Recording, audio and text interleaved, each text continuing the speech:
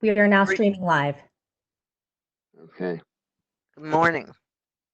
Good morning. Good morning. Good morning. Good morning. Commissioners, good morning. This is a special session for May 20th, 2020 to consider the Bauer Park development. I'm going to call a roll of members here present and acknowledge yourself. Commissioner Simon, Present. Commissioner Nelson, Here. Commissioner Kelleher, Present. Commissioner Priest is present. So that constitutes a quorum for the meeting. If we can now proceed with the first order, which is the Bauer Park Department, which is a committee report coming from the Development and Finance Committee. Okay. Who is staff is going to be presenting to us? Good afternoon, Commissioners. For the record, I'm Kayreen Brown, and I'm going to turn over to Jay Shepard, who will discuss that item with you. Jay, are you on? I am. And before you begin, can I just compliment the staff on the presentation of the issues and how we are going to deal with them in this complicated time? I appreciate the efforts very much. Thank you. Thank you. Oh, thank you, Commissioners. And thank you, Kayreen. Hi, my name is Jay Shepard. I'm in the Real Estate Development Group, and we're going to be talking through the first item, which should begin on page 4 of the briefing materials. This item is the Bauer Park Apartments, which is the approval to increase the pre-development budget that we've had and a request for a final installment of funding from the Opportunity Housing Reserve Fund, the OHRF. And these items are to fund the closing and other related development expenses to get to closing. We are also asking in this packet to approve the increase in the number of vacant units so that we can complete the renovations. And I'll go into more detail. If you want to go to slide 7. As you all know, Bauer Park is an age-restricted property. And as part of our renovation planning for this property and for every property that we've done, we consider in detail the needs and challenges attributed to increased age and consequent health conditions, which can be exacerbated by the magnitude, really, of the renovations that we're planning at these properties. With the unprecedented rise of COVID, this planning underwent even more scrutiny and analysis of current and best practices to fine-tune the process and to ensure the safety of our residents first and foremost and their families during this unprecedented time. At the Development and Finance Committee, we discussed several pathways for renovating that focused on different vacancy scenarios, and ultimately the one that we decided was the one that allowed enough vacancy to allow the renovations to proceed, but not so much so as to require off-site accommodations that would have meant displacing folks from the property.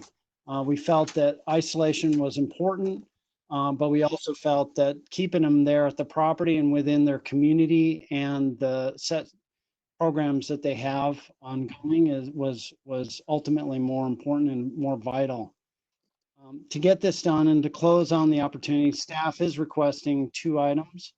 One is to increase and hold vacant to 35 units. The packet really goes into detail that we've covered as to how that will work. And I can answer questions or go into detail if you guys have questions about that here. But the second item is that we need this last tranche of pre-development funds of $400,000, and that helps cover the last remaining items associated with obtaining our permits, but also closeout items that are arising in the overall process.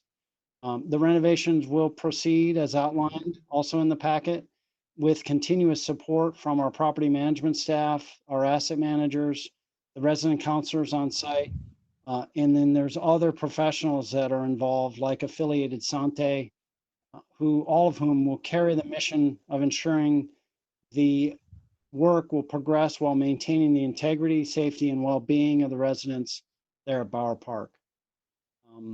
And so I'm happy to kind of go through and answer any questions. If you guys have questions about specifically the renovation process, but I'll stop there. Mr. Shepherd, given that we are doing this live stream and everybody does not have the advantage necessarily of the materials that we as the commissioners have, I would appreciate it very much if you would go over what the relocation plan is related to the use of the 35 units. Okay. Yes, absolutely. No problem. So the buildings are there's three at Bower Park. It consists of 142 units, but it's spread out into three discrete buildings. Each of the buildings are 3 stories, and they have stair access, obviously, on both ends of the building, but there's one elevator that services the building, each building. So there's 3 elevators total. In a lot of buildings, you might have more than one elevator, but in these, there was just one elevator. And because of the age of those elevators, it was determined that they needed to be completely taken offline and renovated. And so, those particular when those elevators come offline, we had to think through how we can renovate those floors that required elevator access, in addition to staging the work and maintaining the integrity of keeping the workers and the residents separate. And so it was determined that if you could accommodate 35 units, that would allow for the renovation to be done in phases. And these phases would occur such. So the first phase was determined that the first floor of the building would be vacated. The folks who are on those first floors would move upstairs onto the vacant, unrenovated, and sanitized units in that particular building or in the other 2 buildings temporarily. We would renovate that floor entirely, move folks back into those units. And there's on that floor, there would be 17 units. And in doing so, free up vacancy in the floors 2 and 3 of that particular building. And so it would ultimately mean that the second phase would allow floors 2 and 3 to come offline with the elevator.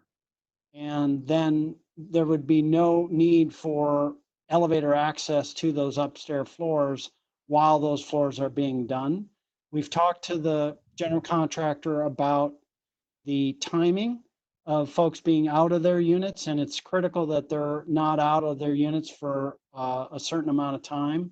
So what the general contractor has agreed to is that even though phase 1 has 17 units and phase 2 has 34 units, they would still complete the phasing in the same amount of time. And so they would ramp up and de-ramp their team resources so that they can get those units done within that allowed time.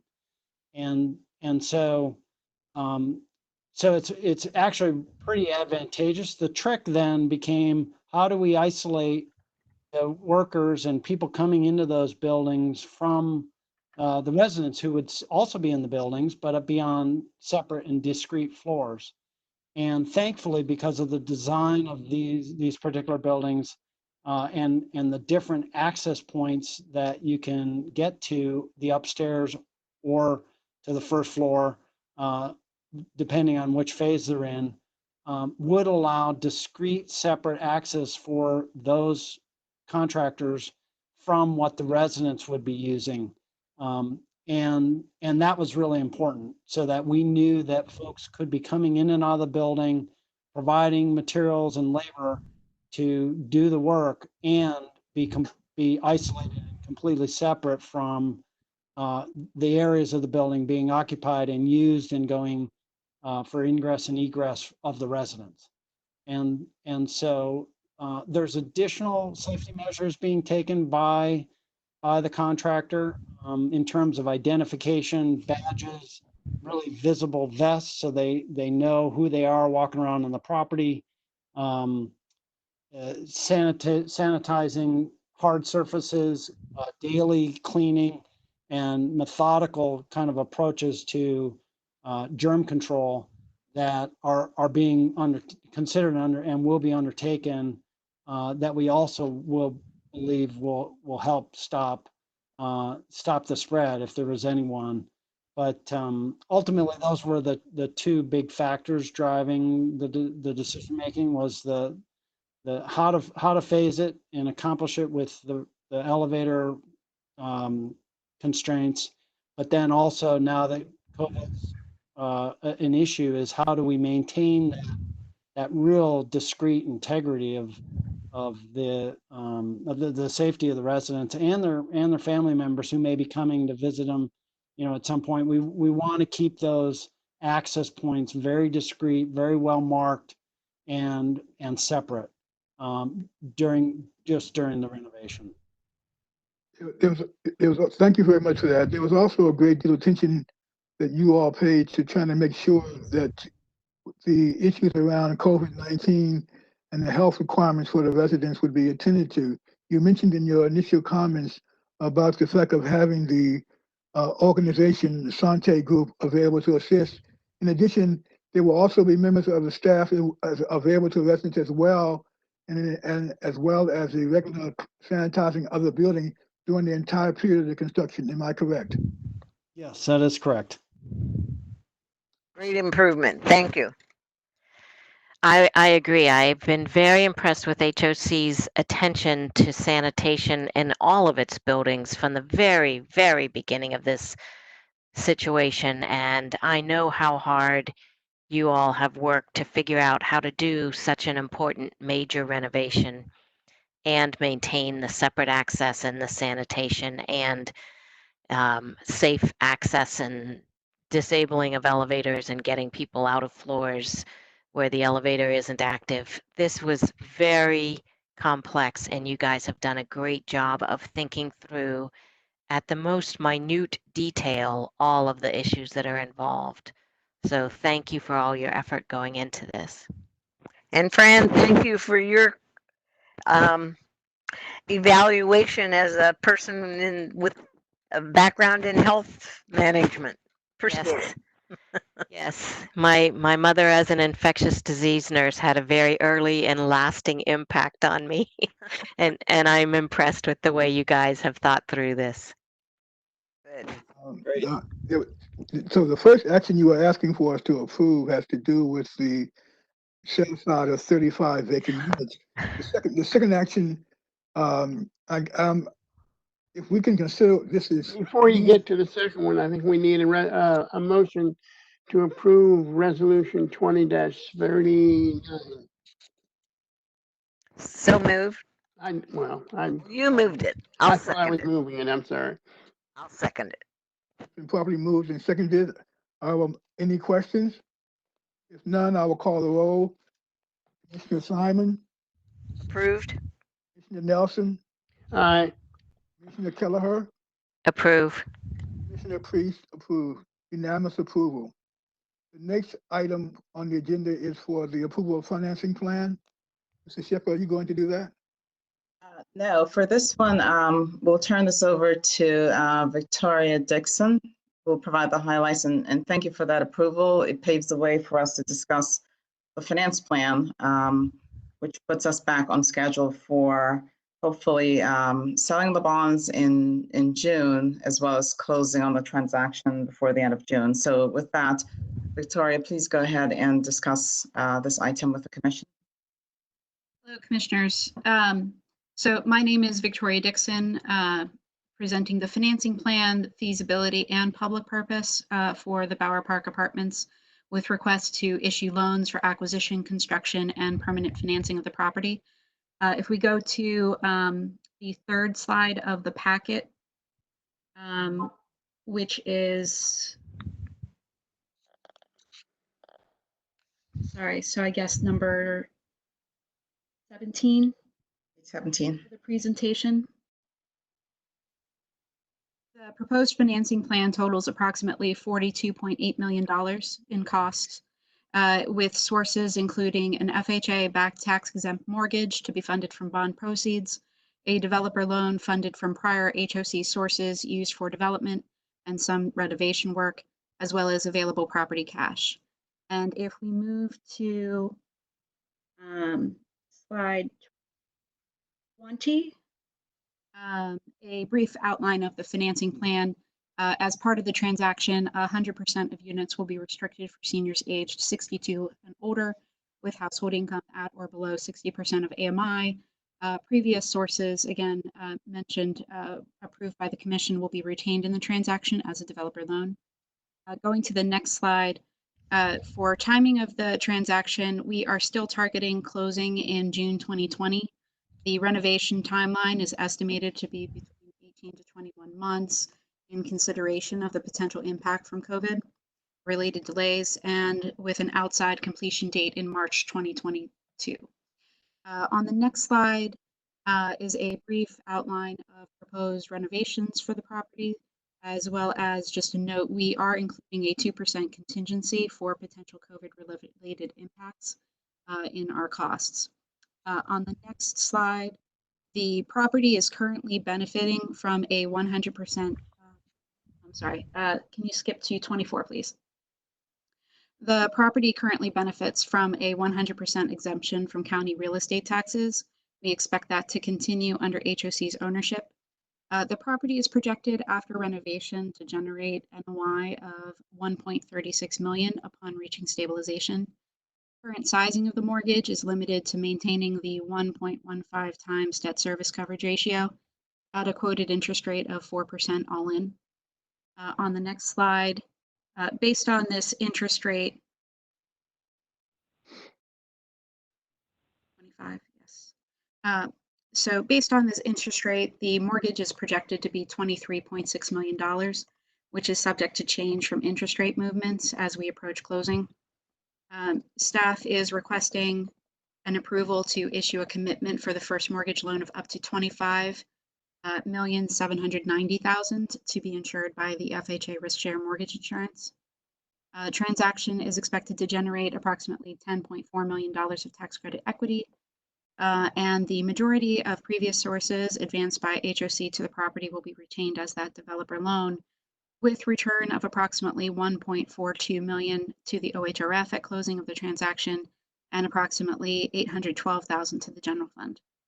Banner Housing has agreed to remit excess sales proceeds to HOC with a property value estimated of $16.7 million. This is projected to result in excess proceeds of approximately $8.5 million to HOC, which will be used to repay the OHRF and general fund, with the remainder deposited as new money to the OHRF.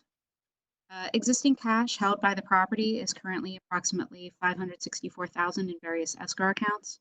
Staff proposes to utilize these funds for the transaction and establish new reserves, including a new replacement for reserves of $1,000 per unit. On the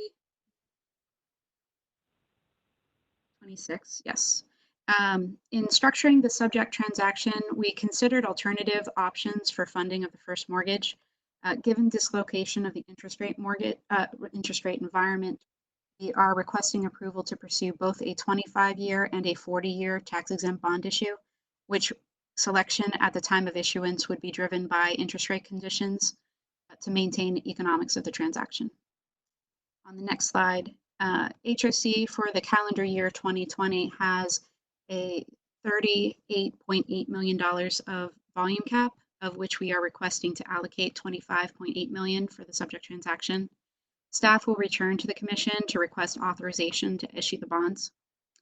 On the next slide, our public purpose analysis of the subject transaction scored an 85%. based on qualitative and quantitative variables in furtherance of our mission. And this is in line with previously financed transactions. So skipping to the action requested slides of number 30 or further, 31. Approvals requested to facilitate this transaction are the following. Approval of the financing plan as presented to include the tax-exempt mortgage loan, the LIHTC equity developer loan from HOC, a seller's note, and use of property cash balances. Approval of the feasibility and public purpose for Bauer with allocation of up to $25,790,000 in volume cap. Authorization to issue a financing commitment for the tax-exempt mortgage loan with a term of up to 43 years in that amount, with HOCs assuming 25% of the risk and HUD to assume 75%. Approval for HOC to provide a developer loan of approximately $2.1 million to the borrower for up to 43 years, funded from previously contributed sources available to HOC. Approval to use existing property cash balances from residual receipts, replacement reserve, and mortgage escrow accounts as sources. Approval for HOC to pursue obtaining a waiver from FHA for issuance of 40-year tax-exempt bonds with a 25-year balloon payment if necessary to adjust for interest rate conditions and preserve economics of the transaction.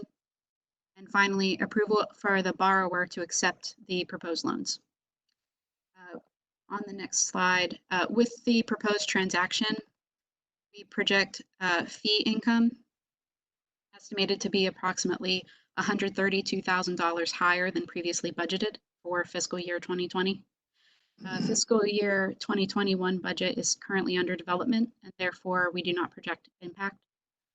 Receipt of approximately $8.5 million in excess proceeds will have a net impact to increase HOC's cash holdings by that amount. And after being used to repay those funds from the OHRF and general fund, the net remainder of approximately $7 million will be deposited into the OHRF as new money. Does the commission accept the recommendation of the committee and approve the proposed financing plan and associated requests? Do you have any questions? The Development and Finance Committee recommended the approval of this particular resolution 20-40. Are there any questions to the staff? Nope. Getting the earlier resolution adopted was the key, I think.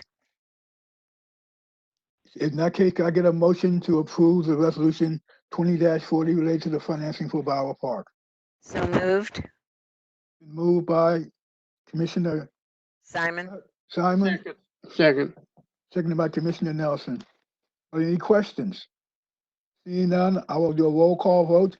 Commissioner Simon, Aye. Commissioner Nelson, Aye. Commissioner Kelleher, Approve. Commissioner Priest approves. Resolution 20-40 is approved unanimously. Thank you. Great. Thank So you all. this has been a rather arduous and long process of advancing this development. So I'm glad to see that we've gotten to a point where we can expect to see a new development by 2022. And I know the residents of Bauer Park are more than grateful for the work that has been done to keep the property stabilized while we've gone through this process of developing the financing and the proper planning for the redevelopment of Bauer Park. So I think other matters are coming before the commission. Not at this time, but I'd like to point out one thing. The final act on this transaction for the commission will be at the June meeting, when we will request the approval of an authorizing resolution, which will be the approval to actually issue the bonds. So you'll see this one more time, and it will just be to allow us to issue the bonds in June. Okay. All right. Thank you. Any other matters to come before the commission? Seeing none, can I get a motion to adjourn the meeting? I move we adjourn. I second. Properly moved and seconded that we adjourn the meeting of, this is May the 20th. A roll call vote. Commissioner Simon, Aye. Commissioner Kelleher, Approve. Commissioner Nelson, Aye. Commissioner Priest, approved. Meeting is so adjourned and still stay adjourned until we can convene again. Thank you all very much for your work. Thank you. Thank you.